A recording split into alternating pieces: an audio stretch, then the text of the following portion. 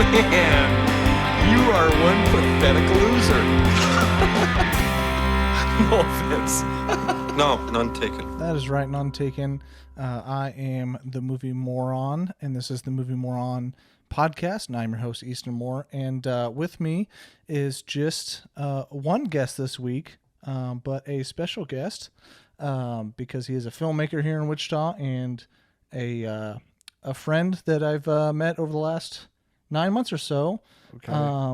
Podcast host of the Midnight Movie Club. The all-new Midnight Movie Club. All new Midnight Movie Club, because it is all new.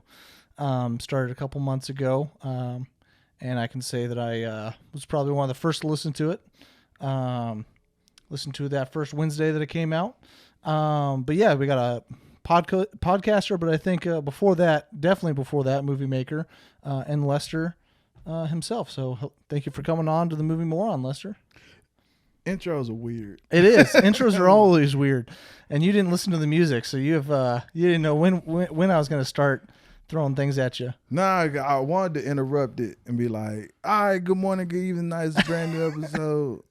So are you telling me you haven't been on guests on very many podcasts? You've just been the host for a little bit. I've been on guests on several, and it's always weird. Okay. It's always strange because it's like, I mean, if someone is listening to it, they know you got a guest on.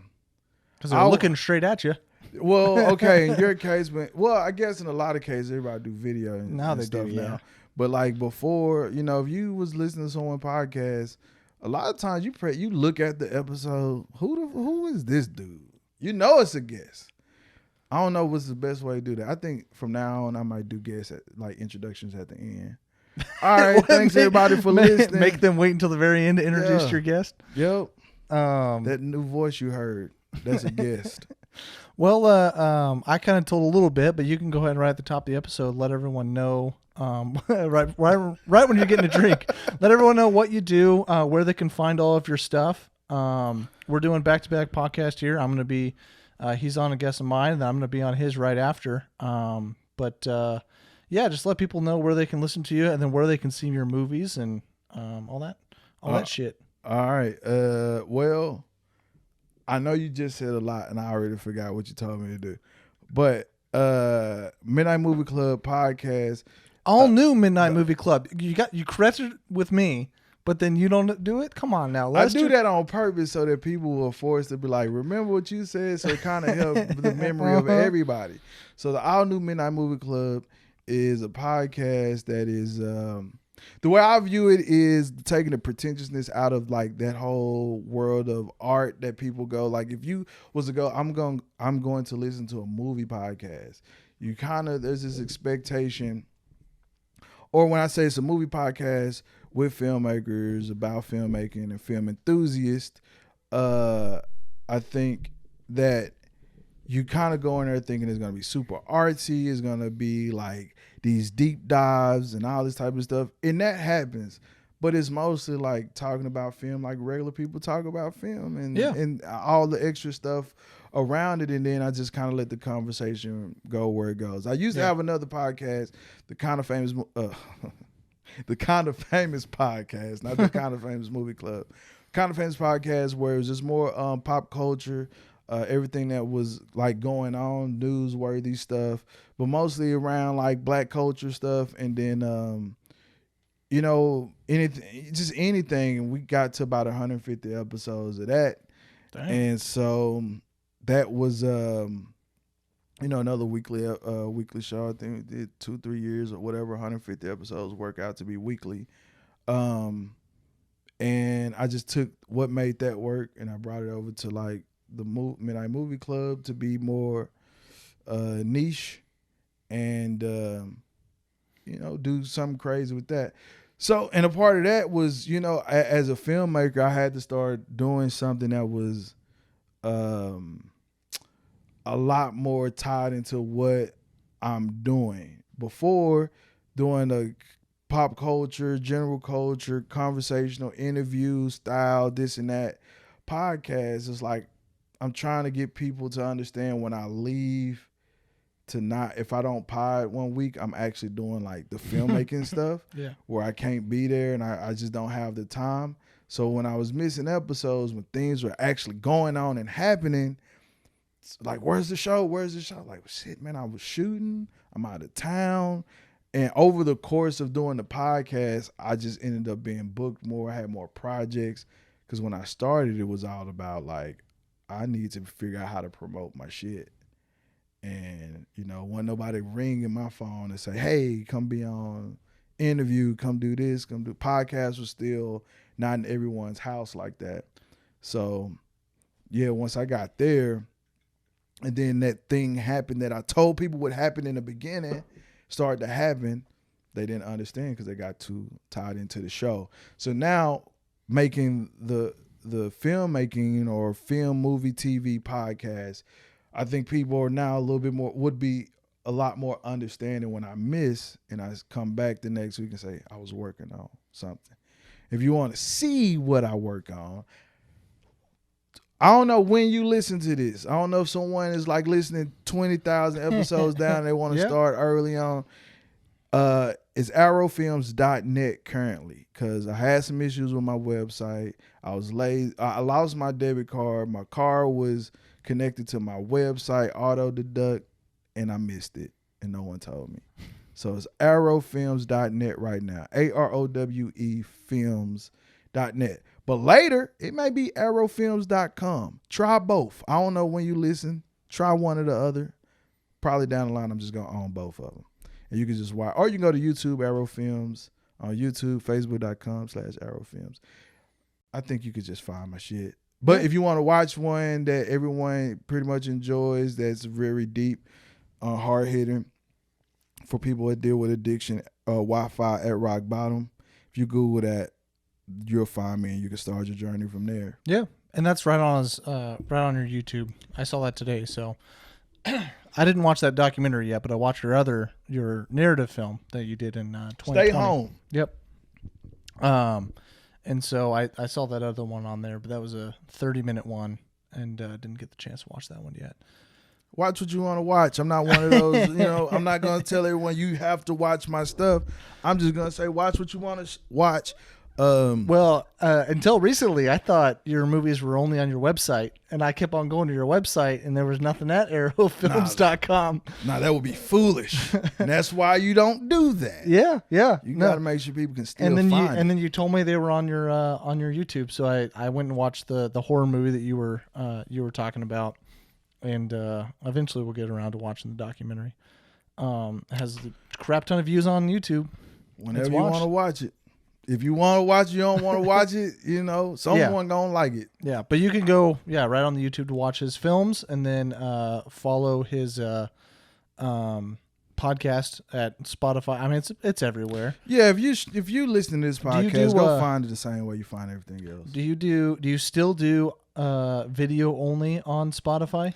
I don't do video only. I'm only gonna do because that's what you did at the beginning, and then I heard you stop saying that, so I didn't know if maybe you changed your mind. I haven't changed. The hard thing about podcasts, especially you do it the way I do it, is like you trying to tell everybody what to do, where to go, and people are gonna go where they want to go. Yeah, and unfortunately, like that's the part that I don't like. If I'd rather much just start the show, start talking, and go from there. I'd rather not tell people where to watch it. I don't want to tell you where to watch it. I don't really want to tell you to subscribe or like or review. I don't want to tell you to do nothing. I want to get right into what I was thinking about.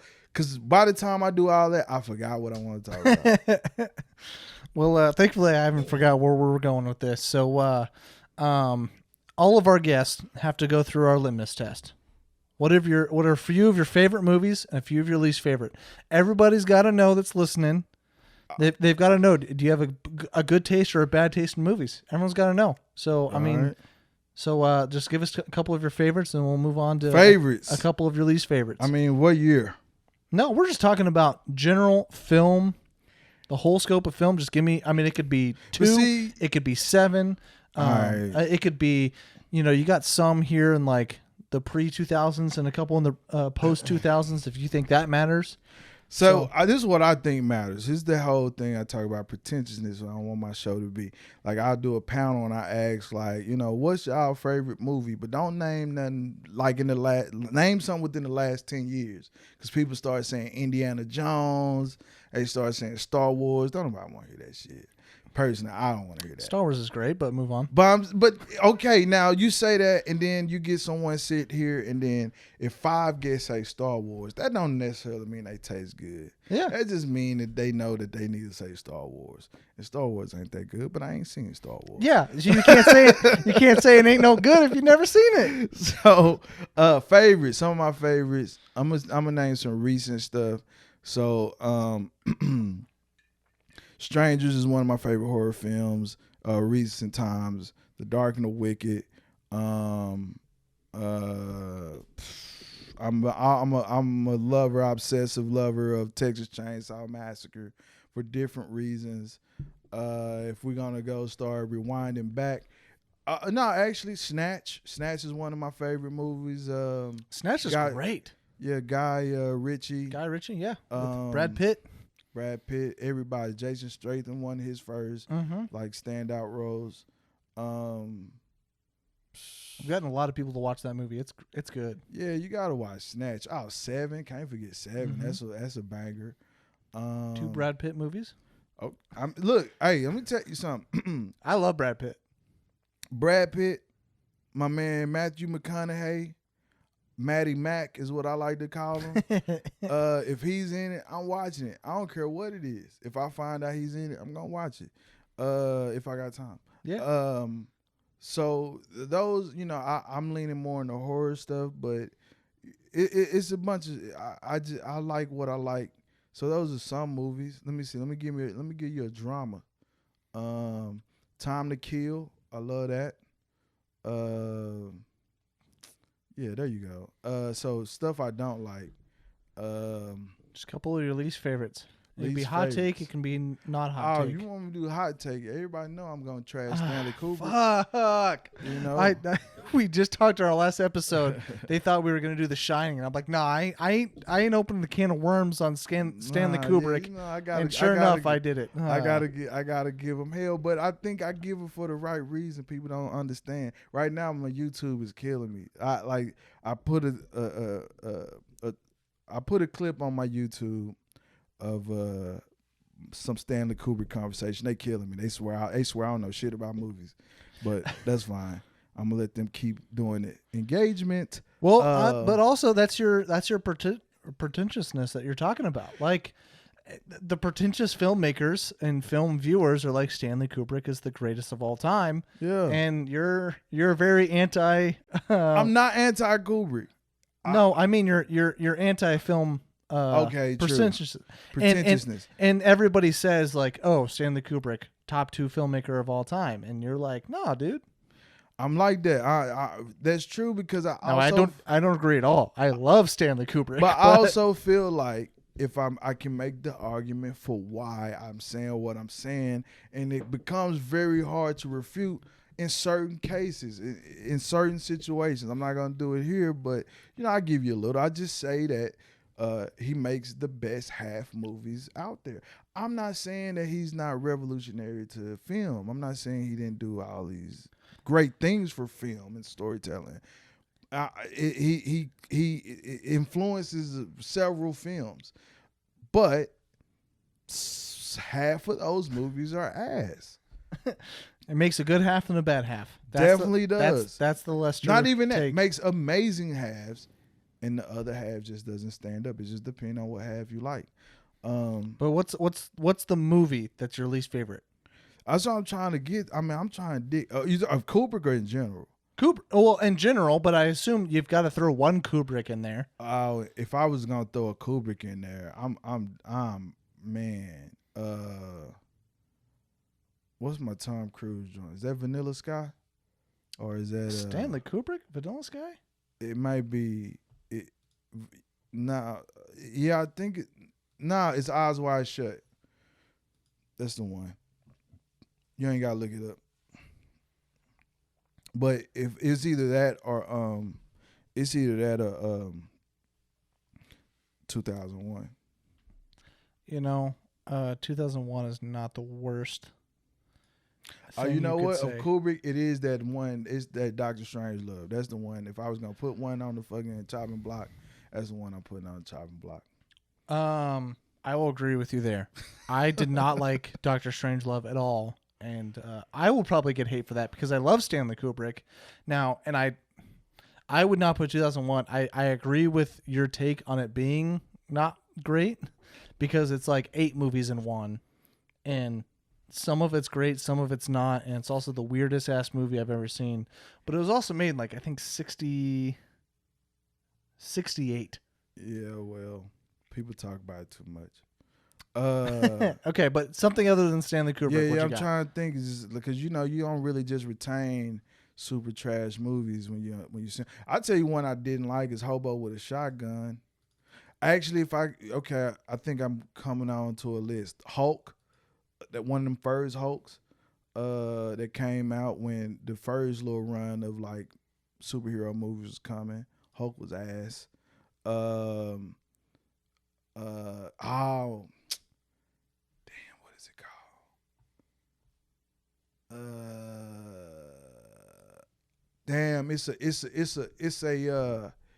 It's a zombie movie.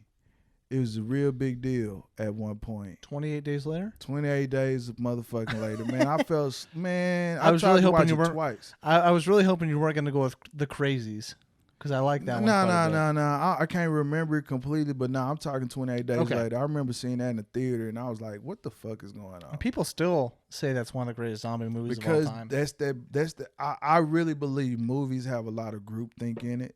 And that's why I don't. Yeah. That's why I really fight hard on like some of those statements. Because again, like you take something like Star Wars. How many? You haven't seen it. But I'm saying, what I'm saying in the large part is like, people are so obsessed with Star Wars that it becomes like, do you like Star Wars or because everyone tells you it's a great movie that you feel like great? Because I think there's also a crap ton of people that say everyone loves Star Wars, so fuck Star Wars. I hate it. I mean, you got two sides of that same coin. Oh, trust me. But as somebody that has Star Wars as one of their favorite movies of all time, like, trust me, when I say Star Wars is my favorite movie of all time, they're all like, man, Star Wars is doo-doo. And I'm like, what do you hate about it? Well, I haven't actually seen it yet. But I would say, that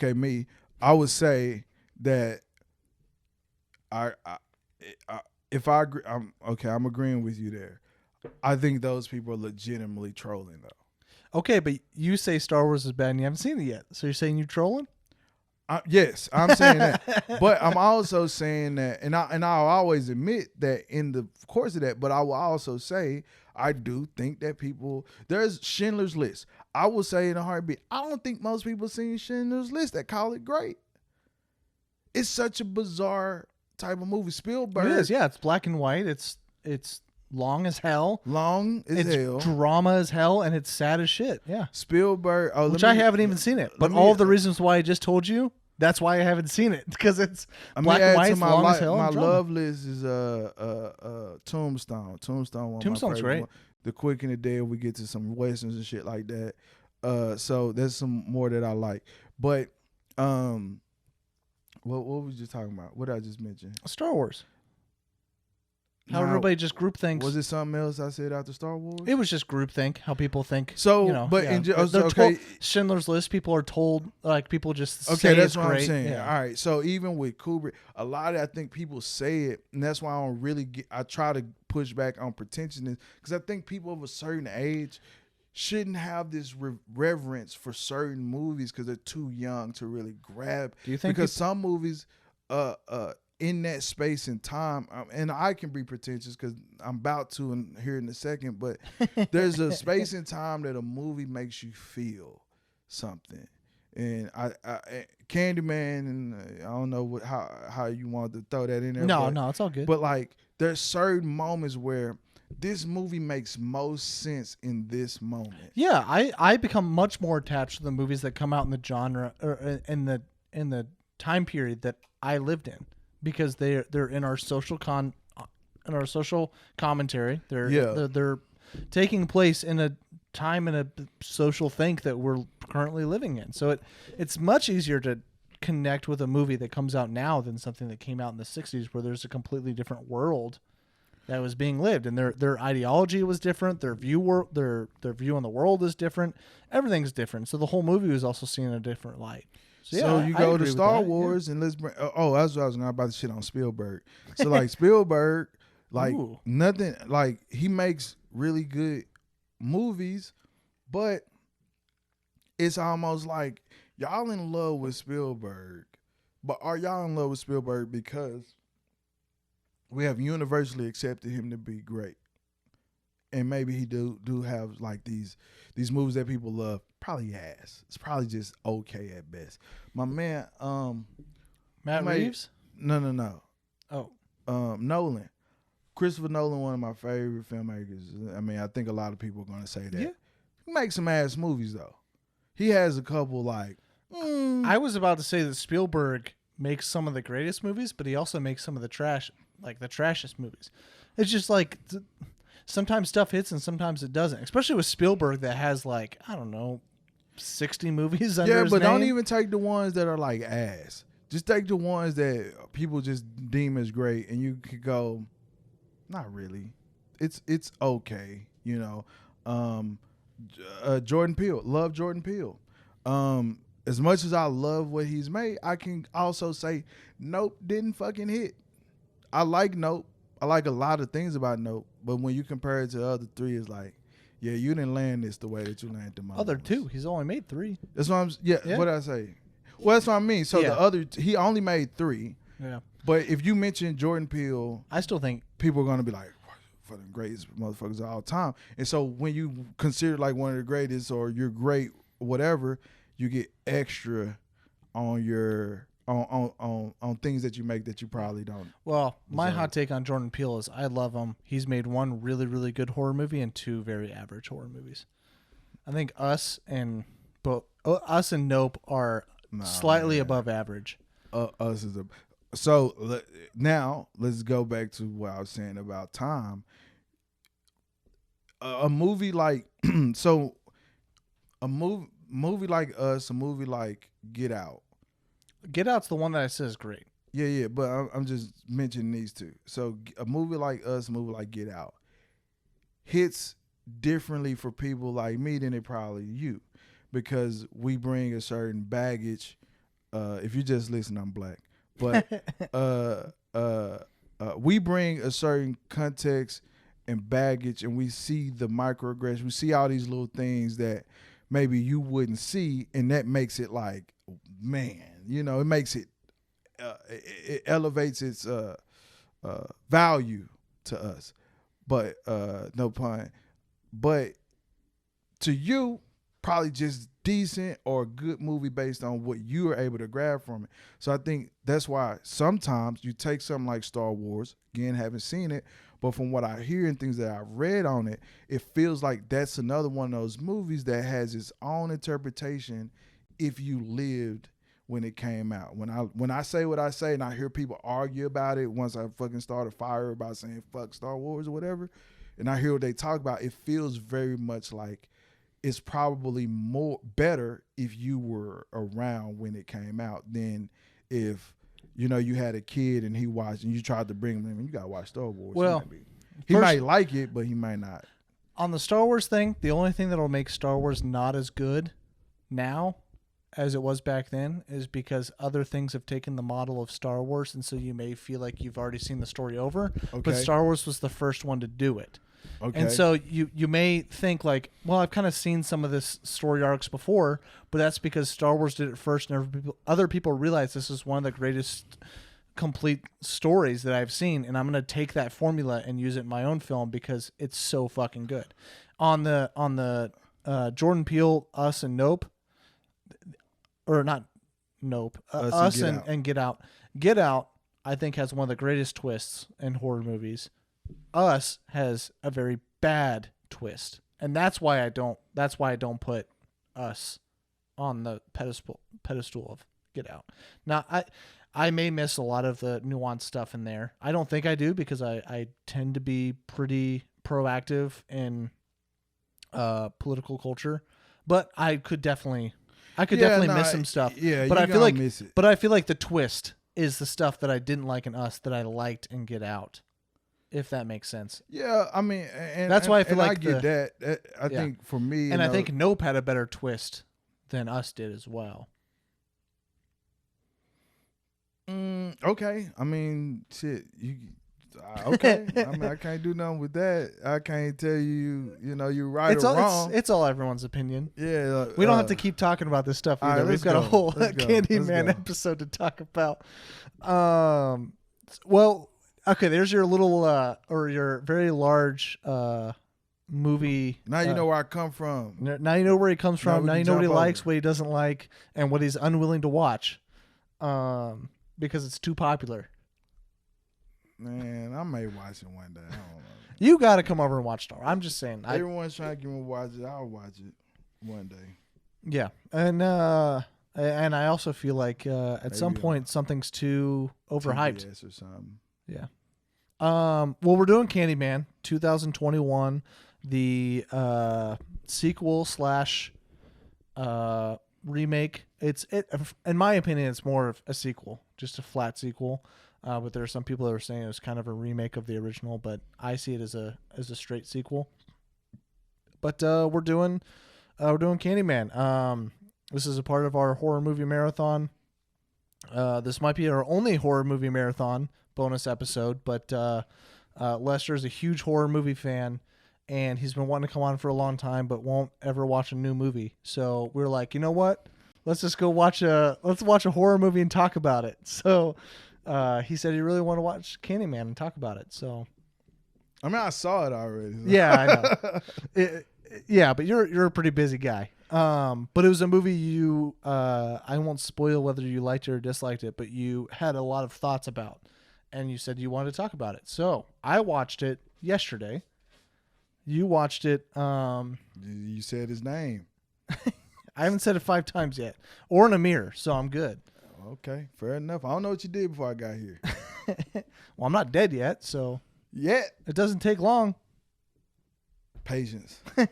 Okay, what were your general thoughts when you watched Candyman, and maybe now that you've thought about it for a long time?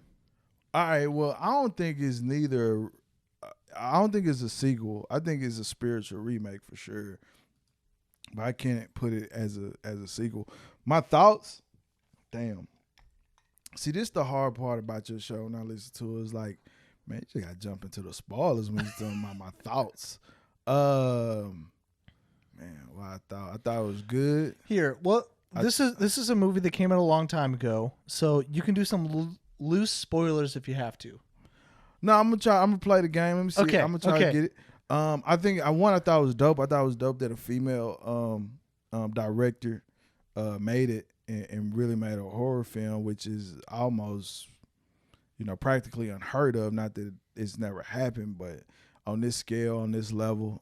Speaking of Jordan Peele, this is a Monkey Paw production. So this is still in the wheelhouse of a person who I feel like is on the pulse, and I felt like the film stayed in line with what we have expected and seen come from Monkey Paw Productions, and having social commentary in film, which is one of the, when I name films that I like, or especially in the horror genre, it is those ones that really tap into social commentary and nuance and subtext and everything, while also just delivering on being a horror film that is surfacely blood and kills and everything that you want to see.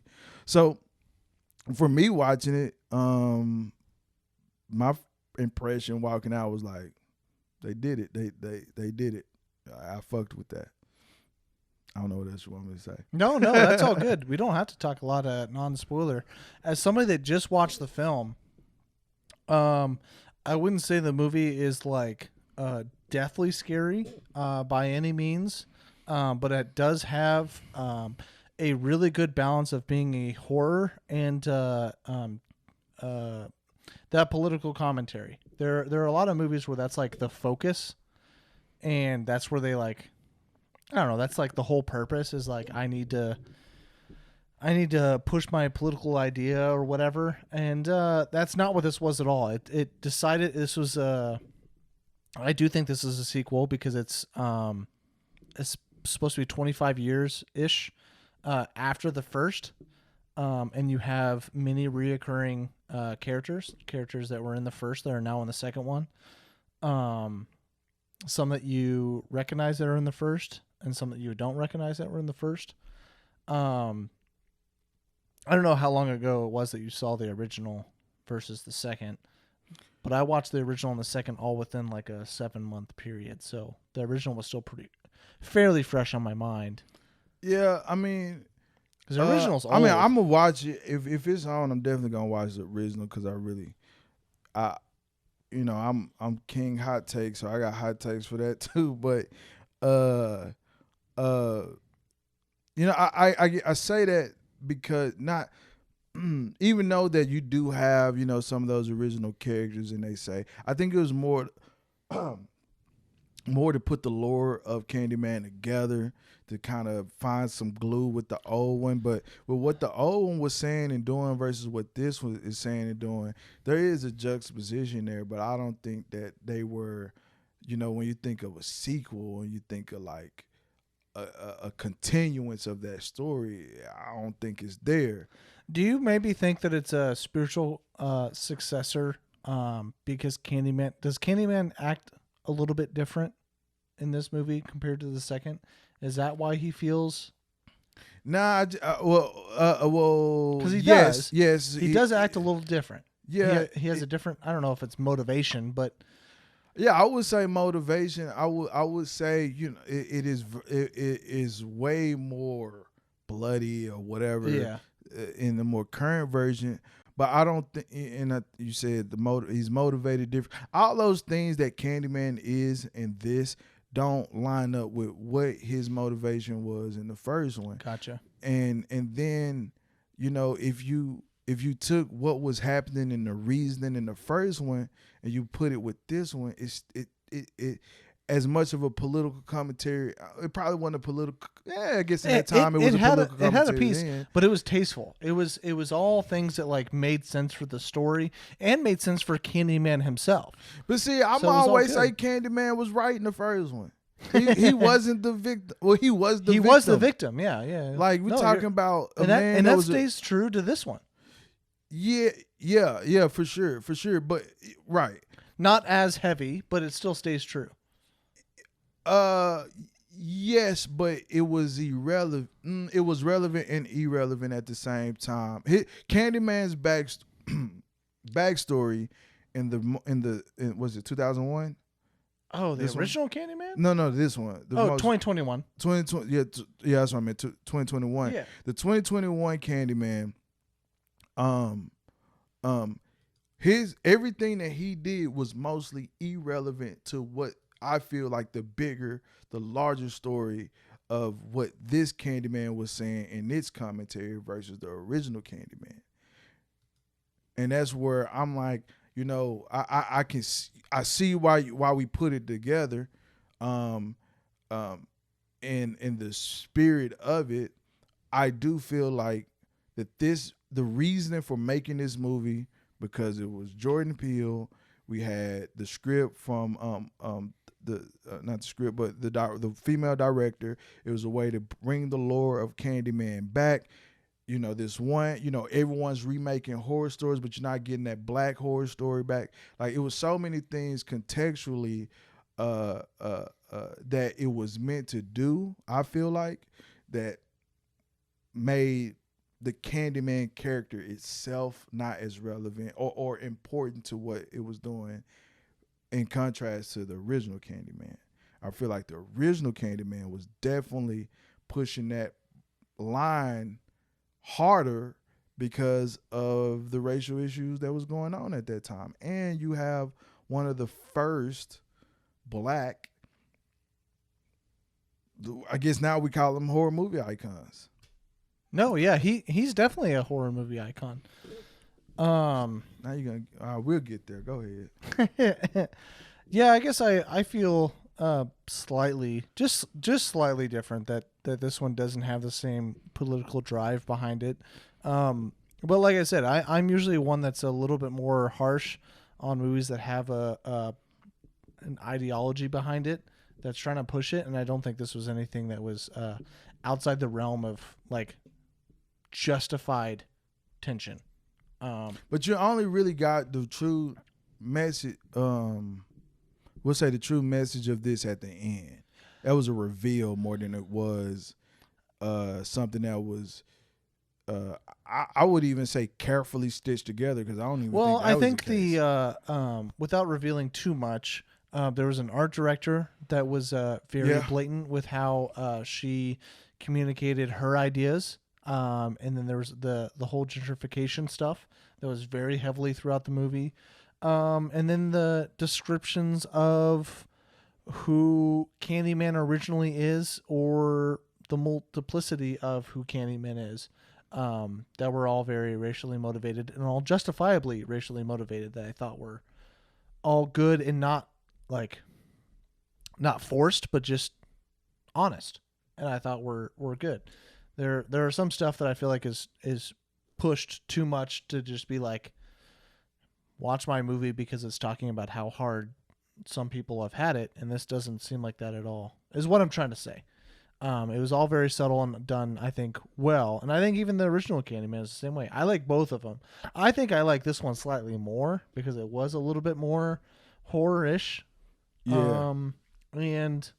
But also, like I was saying about all this other stuff, you got this, the 21 version of Candyman, in a time where you can understand the not only the culture but the current temperature of some of the subject matter compared that was to 93. Yeah. And back then, the 93 version of Candyman, what it's saying is saying something. I do think the 93 version does a good job of explaining to you what that time was, though, because you have the white teacher or professor, and you and I thought she played a great character, and I think they did a good job of I don't know if it was on purpose or not, but I think it showed the social commentary, how it was in 93 really well. Yeah, but I mean, because it's a contemporary piece, much like at that time was a contemporary piece. Like this Candyman is a contemporary piece, but then we're talking about, Rodney King riots. We're talking about a lot of shit that was happening in black culture, where now, much like this one, where now it's saying these people are kind of behaving, well, not in so many ways, behaving away because of look at what they did to this slave. And both of them do that. Right. Yeah. And that's why I say spiritual more than anything, than more sequel. I think the sequel is just more to tie it all together personally, make it make sense with what happened then, put it together. But I really don't. For me, it really don't even matter one way or another. I got two fucking good movies that I can enjoy. Candyman, they didn't drop the ball, which is even better. Okay. You can drop a ball with an icon, and that sucks. Okay. Well, I mean, I think we're about ready to get into spoilers. So, all right. I think this might probably be pretty easy for you. Do you recommend watching this movie? Yeah. Watch it. I'm the same way, but I think you should watch the original. I think it gives a lot of context to. Yeah, you should watch the original. To this movie. Both of them. There are a lot of things that get revealed in the later half of this movie that if you don't see the original, there's not going to be a significant weight. They do a good job of kind of showing you what the original said or what the original did in this movie, because I think they assumed a lot of people would just go watch the movie without watching the original.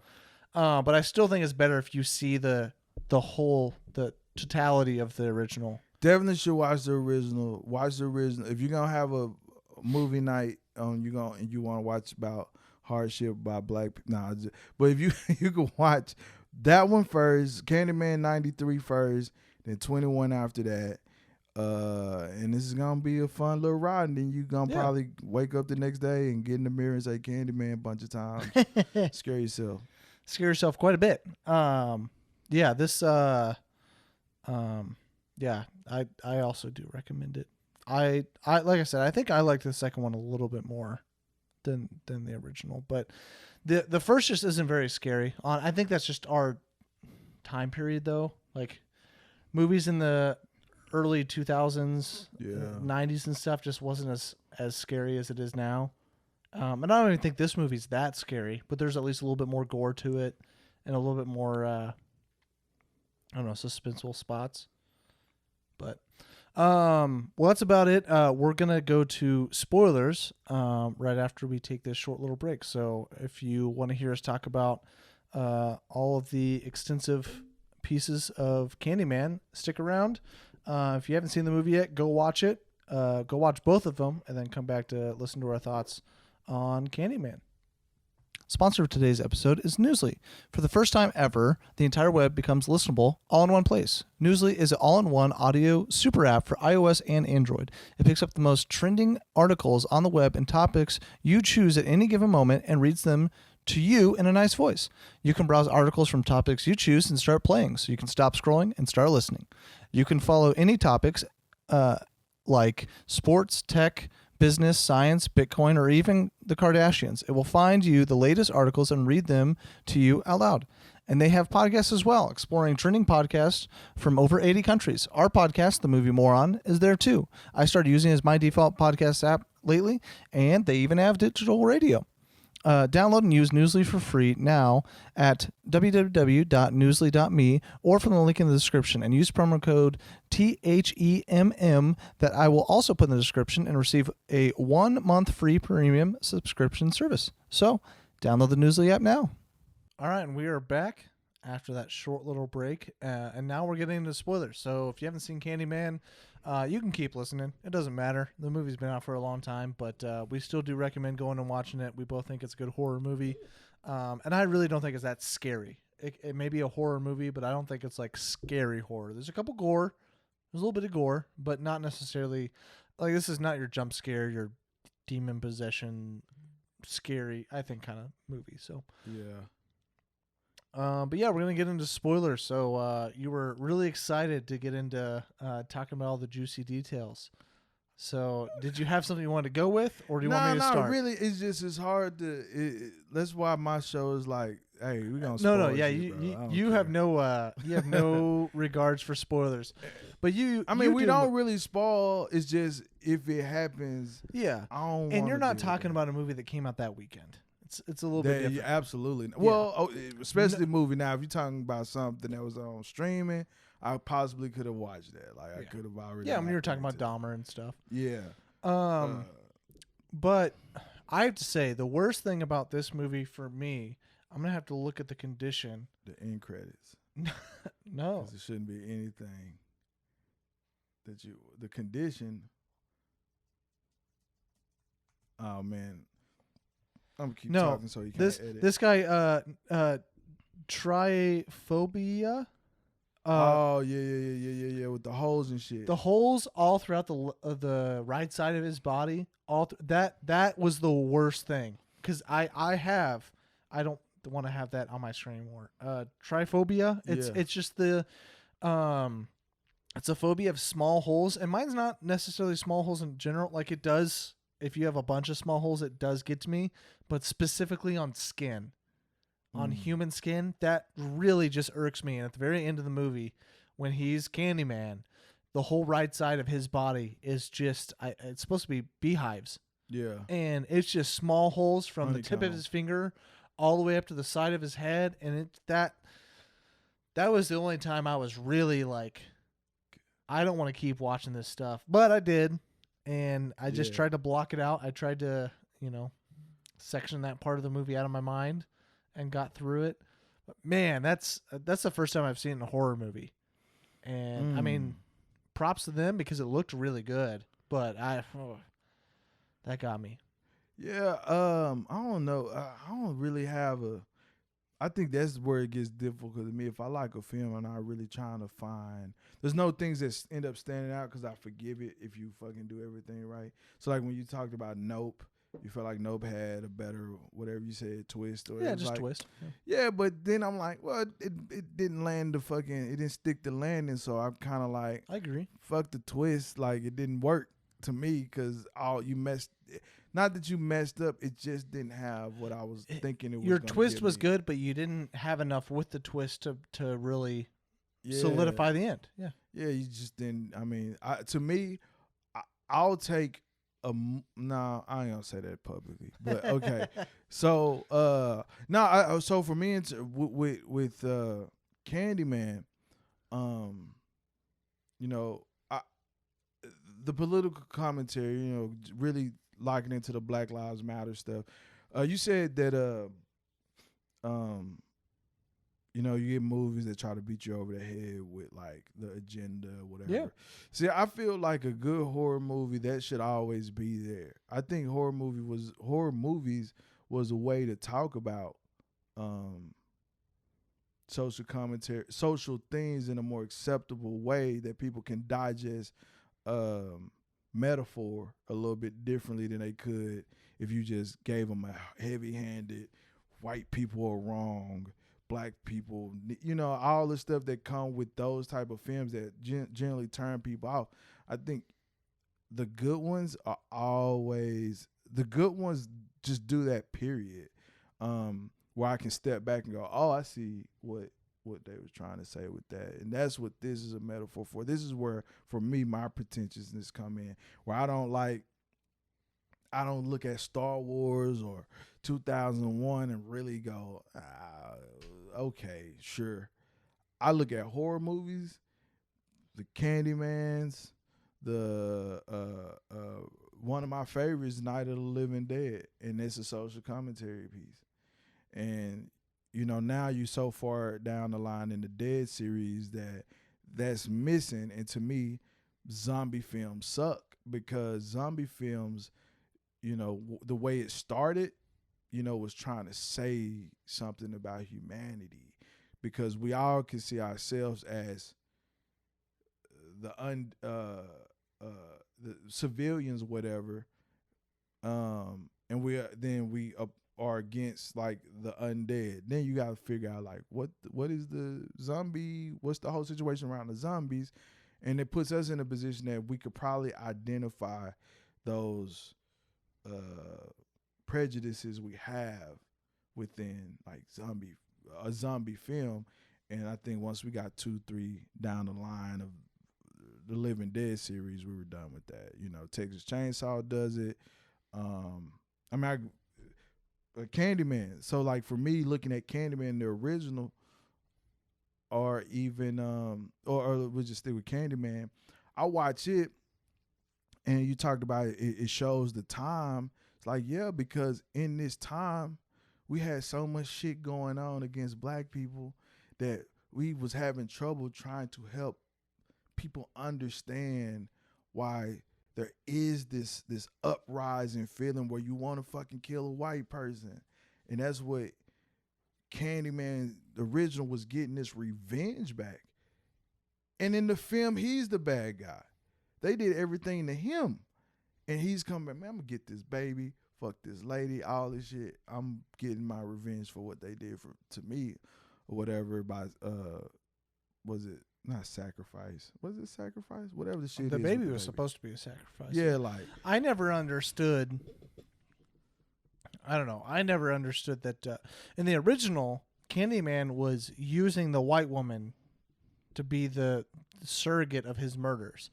He would murder and the white woman would take the blame for it. Mm. And this one, you don't get that as much.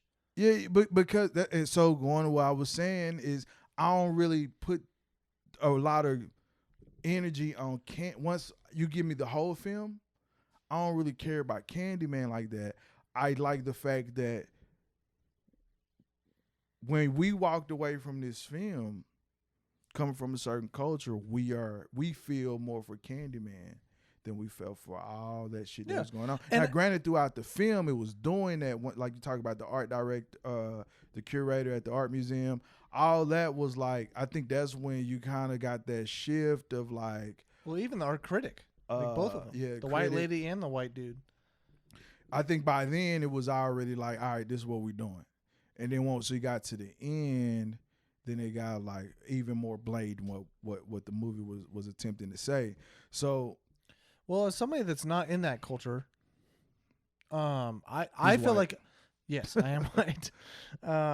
I feel like I got that from the first and the second film. The fact that it really tells you like this is a person that's on a revenge tour Yeah. that was done absolutely terribly wrong. In the second movie, it's supposed to be a hive of black men that have all been wronged by and I think it communicates both of them very well. But see, it doesn't, and it makes me think the same way that you're saying, that he's not necessarily a bad guy because he's just the evil that was done to him is just being, I don't know, almost transferred through him in a different way. Like he survives through that.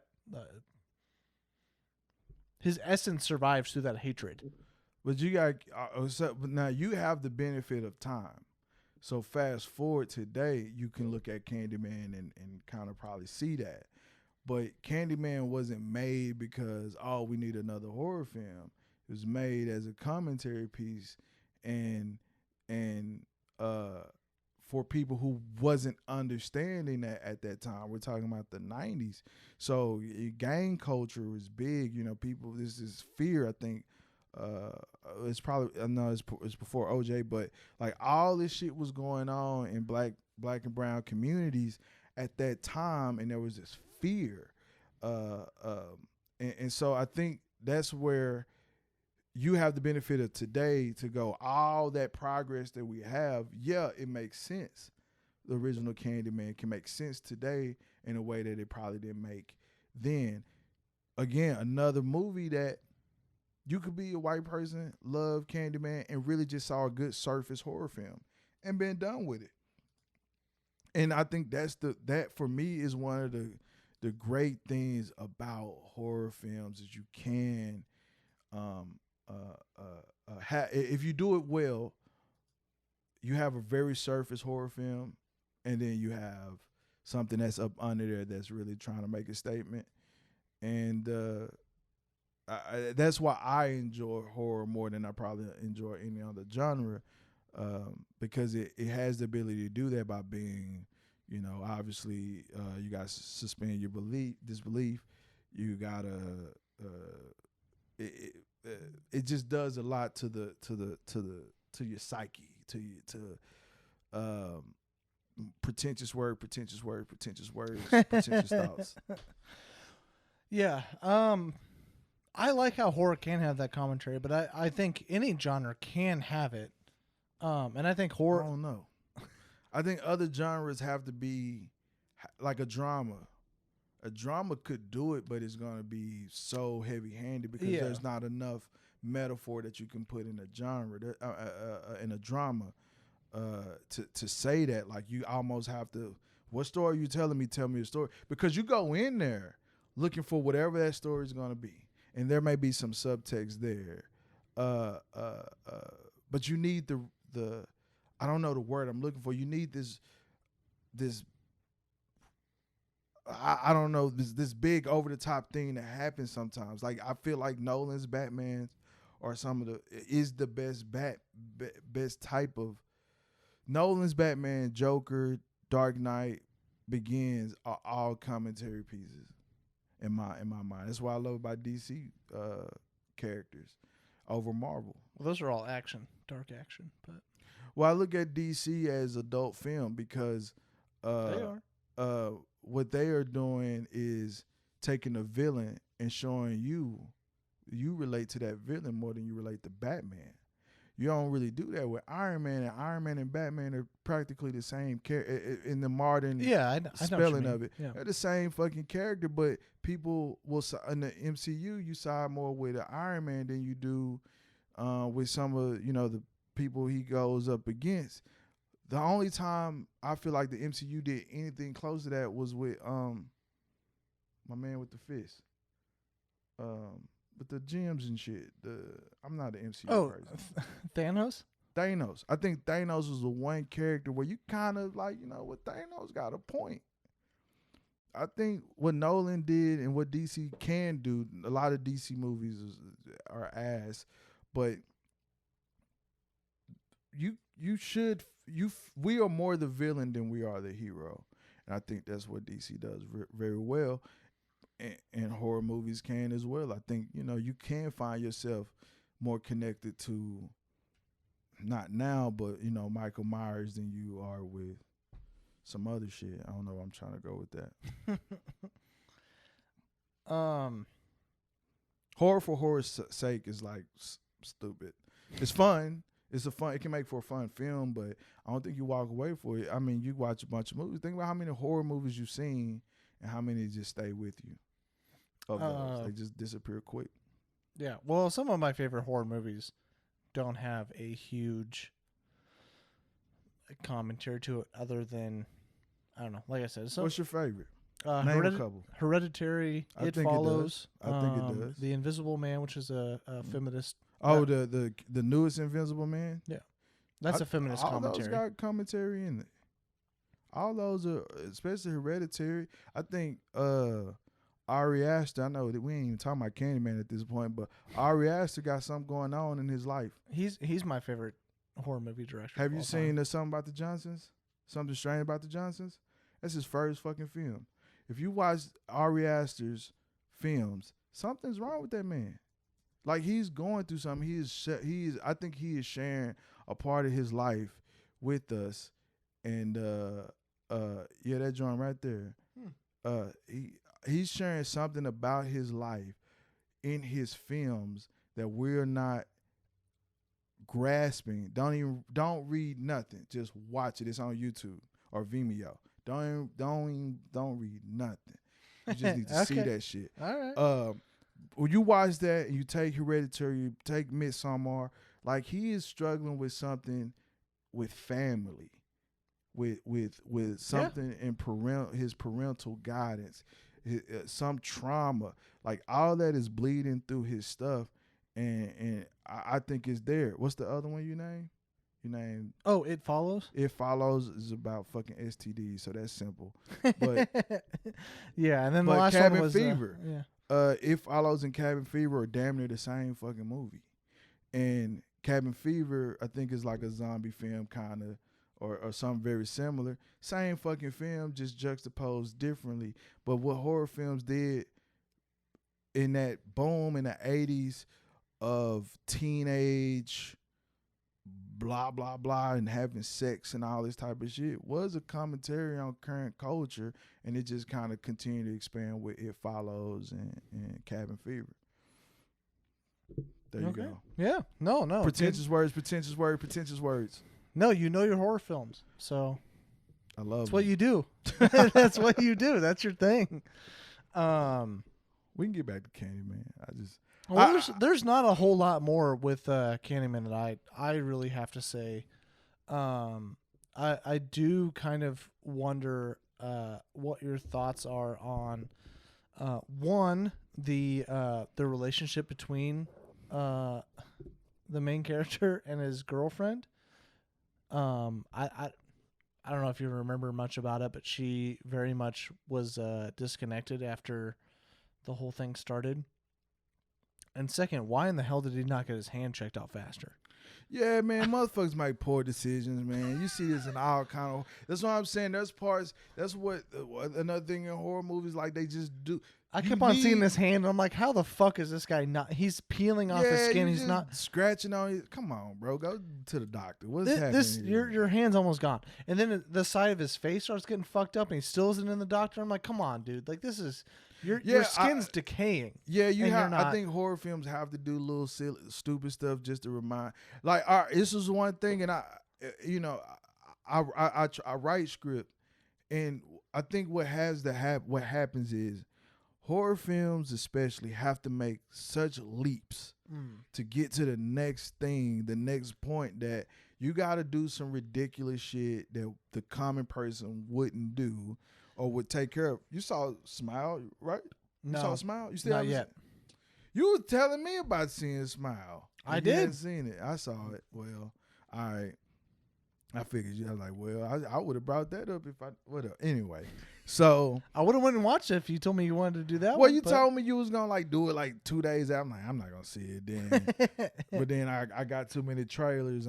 Not trailers, but like your phone. ads. I Telling think you it's to go because watch of it. you. You were talking about. I was it, talking. Yeah, phone your Android phone heard me talking about Smile. First Decided of to all, throw you it's a a bunch Samsung Galaxy. Don't be y'all say Android like a 4-letter word. It's derogatory. It feels like the tone in which you said that. Yeah. I think in film and horror films especially, like you gotta just let that go. Those things have to do ridiculous stuff just to get to the next point. And there's one of those things that Victoria, that was in the film, Strangers in the Diner deal. She in those early sessions, I was telling her like, I need to make this make sense. I need to explain this. I need to explain that. And she's like, you just skip that. Like, one, it's a short, and two, you don't have to really explain everything. Some stuff just won't make sense if you do everything else that you wanted to do. If they only remember that one part, you didn't do everything else well. And that it's crazy to have someone tell me that when I make commercials and I tell other people that if you only cared about that 2 seconds that this weird thing happened in the commercial, then I didn't do the other 28 seconds right. Commercials are 30 seconds. So yeah, so now I'm very forgiving. When I see it, I'm like, all right, whatever. I guess y'all don't want to explain why he didn't have insurance. Could someone just say that at least? But that's probably the case. He was an artist. Yeah, he was an artist. Had Medicaid, probably food stamps, but he was. They definitely didn't have food stamps. They had a nice ass house. Yeah, I was gonna say he had too much going on not to get to the doctor. That was one thing I had, but I did want to know how you felt about the relationship between, and how she reacted to him. If you thought that was a good, healthy, I don't know, just how you. I'm trying to remember. I know that she had her own thing going on. What? Give it to me. She was she was kind of an art curator. Yeah. And he basically couldn't get outside of his original piece that he was making in college. He was kind of like recreating the same thing that made him famous. Yeah. Until he got this story on Candyman, and he was obsessing over it. He kind of obsessed over it, and he started making stuff that people enjoyed, but it was also people only enjoyed it because it started to become relevant because people started getting murdered in front of his work. And she was kind of withdrawing from the relationship because of that, and because he started believing in Candyman. And when she tried to say Candyman 5 times in front of a mirror, and he freaked out and broke mirrors, and then she basically broke up with him and moved in with her brother and left him to be by himself until he finally became Candyman. Well, only by the laundromat dude made him Candyman. Well, sometimes your woman won't believe in you. That's all. Okay, fair enough. We can leave it at that, I guess. Yeah, they won't believe in your dreams and things you got going on. But this does make me think. The reason why I think this is a direct sequel is because our main character here is the boy that was supposed to be sacrificed by Candyman. So that's why it feels like a direct sequel. Yeah, I mean, I get it. I get why anyone would say it. I just look at some stuff as shortcuts to make it easier to create sometimes. You just say shit because it makes it easier to get this whole thing flowing and going without having to. Because think about it, if this was a brand new Candyman, how much shit they gonna have to explain. They keep explaining Batman fucking mom and dad dying every goddamn movie, and they can't explain who Alfred is and what the Bat Cave is and what the Bat Car is and why he wears his suit. Yeah, that makes sense. Yeah, you gotta do stuff, and a lot of times, man, what's the runtime on this? Give me the runtime on Candyman. Candyman has got, I think, just about 2 hours. Yeah, okay. So I think you're right. That's why I asked. A lot of times, motherfuckers are being told that they gotta make a long movie 2-hour movie. No, this is only an hour and like 32.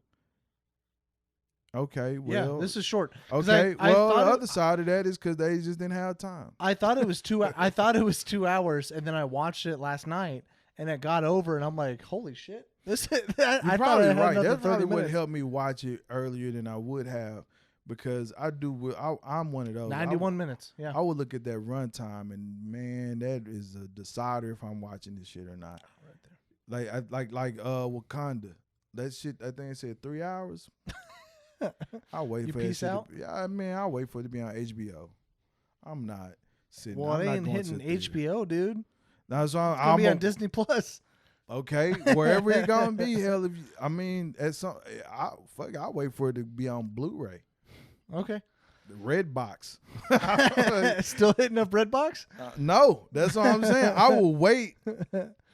It just makes it tough, man. Like, and Yeah. honestly, some movies, Batman, for instance, is a long film. It don't feel like it. So sometimes you just kind of got to give it opportunity. But the Wakanda, Black Panther in general, man, it was a moment when that came out. It meant something.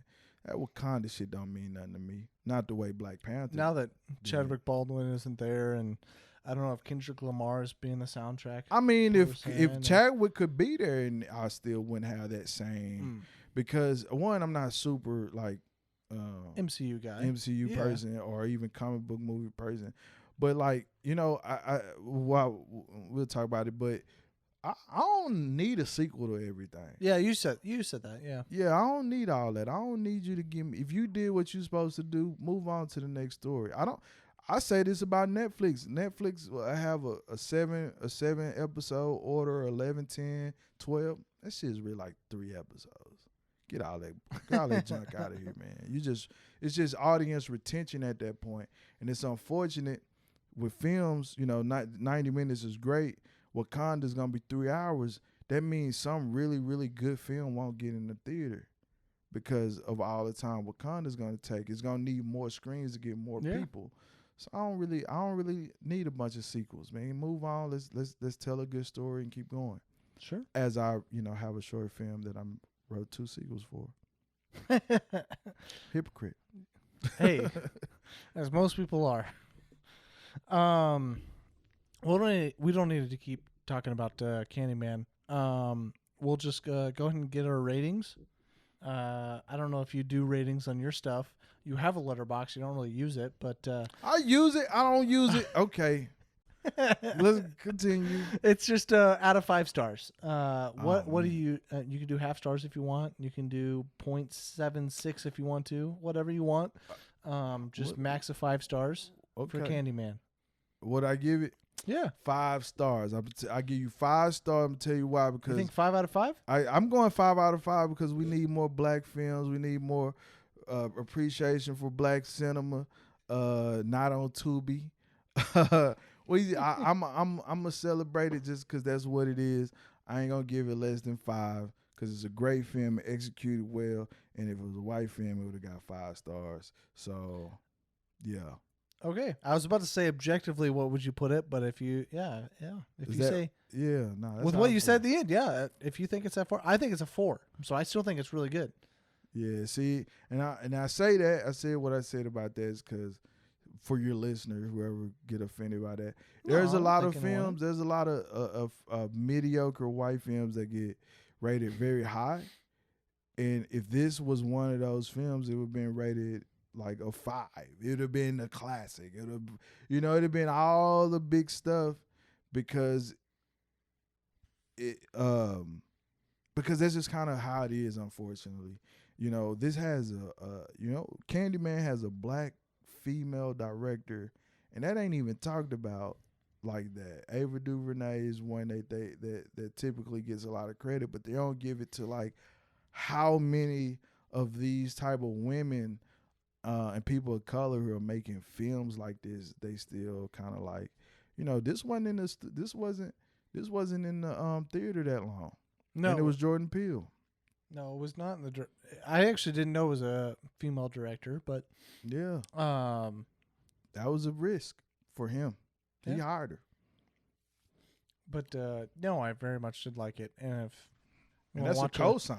You know, that's what I'm saying. I get, and so even with this, that's why, like Black Panther, like some of these other things, you almost need to over the top celebrate these things so they can know, or the powers that be, or whoever can know.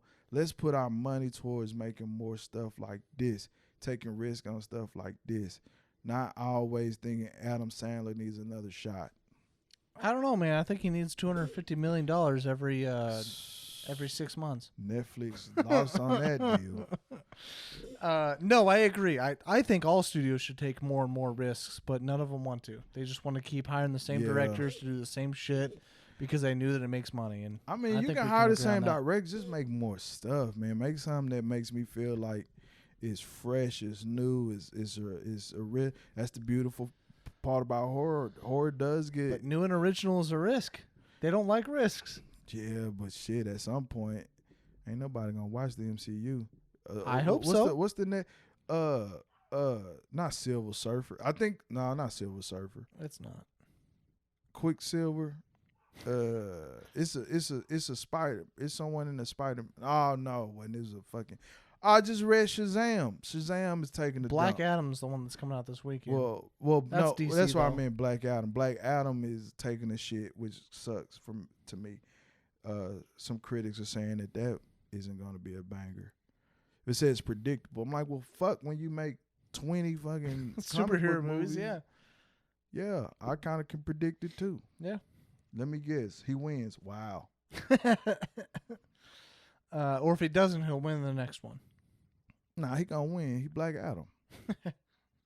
Okay. Well, there you go. You got a 5 and a 4 for the Candyman. We both recommend it quite a bit. So that's about it for today's bonus episode for the horror movie marathon. I don't know if we're going to do another bonus episode horror movie, but we might, because my wife is a huge horror movie fan, so she might force me to watch one and make me do an episode over it. But yeah, thank you guys so much for listening. This will come out probably this weekend, and then on Monday we will be doing Black Adam that we just talked shit on, which I guarantee I will be talking shit on because I don't think it'll be that great. But see, we need more black stories. We got black. I don't know what we call him. Is the Rock? What is the Rock? Samoan? He's Samoan. Yeah. Samoan. Hawaiian. Black, He's Hawaiian. Hawaiian. Yeah. Nah, man, it's a 5 out of 5, and I ain't seen it. Black Adam, and y'all should have did Black ATOM, what it's supposed to be, and not Adam like Adam Sandler. But how you gonna say this episode is gonna come out this weekend if they hear it is out? Yeah, you told them like, they gonna wait. Am I not listening to the episode? I'm just saying, if you're listening right now, we're gonna have an episode on Monday about Black Adam. It's just me and your wife. Is she the only one? Oh, okay. I hear what you're saying. If anybody's listening this weekend, yeah, we got one coming out. I thought you were saying this episode was coming out this weekend. I'm like, it's out if they hearing this. I got you. It's all right. I'm just talking. Whatever. Well, look, y'all make sure y'all go listen to the all new Midnight Movie Club. I was just about to say. Go wherever you stream podcasts at this point. I don't need to tell you where to find it because you're listening to one. Arrowfilms.net, AROWE films.net or .com, just depending on when you're watching this. But go Google all that. Google, man, my shit's out there. You can find it. Yep. If you and I'm not telling you go watch anything. If you go down the list of stuff, I got too many things out there. Some stuff ain't on my channel. Some stuff is. But hey, actually. But be looking out for 2 projects more specifically if you do like horror, things horror related or adjacent. Good Night is a short film, and Strangers in the Diner is a film that will eventually come out, short films that come out. So at some point, whenever you listen to this, 18 months down the line from when I recorded this, you could probably go watch those. You will be able to watch those. And I'll be on to some other shit. Are those going to be on YouTube? I don't know. I can't speak to that right now. Well, Good Night will. Okay. Strangers, I don't know because we're gonna treat that with care. We're gonna handle that with care. But also, which I was a part of. I'm gonna be in that. Yeah, movie. he slides a. I slide a cup. No, I take the coffee cup, take a sip. Yep, it's officially in there. It's in there. It's in the cut currently right now. And you can watch, if you are into documentaries, 65 Minutes, A Greensburg Story is a documentary I produced and created for TV. It was a TV special, and it did really great. And there is a moment in the film that is probably one of the most intense moments that you'll probably have watching a documentary. If you've never been, well, let me tell you what it's about. It's about the Greensburg tornado that happened. Well, I don't know when you listen to this, but it happened a long time ago, and it wiped out an entire town. I mean, the type of stuff we got in it, we got raw audio from the dispatchers of people calling in as their home is being I don't know the right word, destroyed. And it's all in there, and it's emotional, it's impactful. It's a lot of stuff on the cutting room floor that eventually I hope we get out. So 65 Minutes of Greensburg Story. Go look it up. You can watch it free. All right, there you go. He's got a lot of stuff coming out. A lot of shit. Got an Emmy. He's working too much, but all for your guys' entertainment. So yeah, go check all of that out. And thank you so much for coming on to the Movie Moron and talking a horror movie that you are very passionate about and very much like. I'm glad that you forced me to watch this movie because I did very much enjoy it. So thank you for coming on, and can't wait to have you back on. All right. Hey, moron! You talking to me? You talking to me?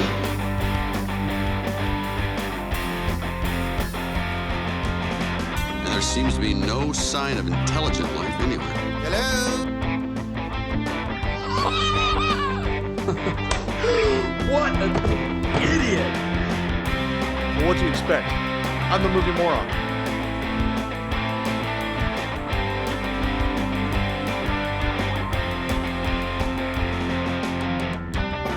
What you just said is one of the most insanely idiotic things I have ever heard. Don't call me stupid. Oh, right! To call you stupid would be an insult to stupid people! I've known sheep that could outwit you. Yeah, well, that's just like your opinion, man.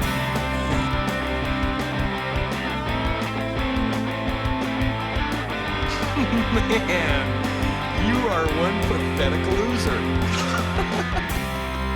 No offense. No, none taken.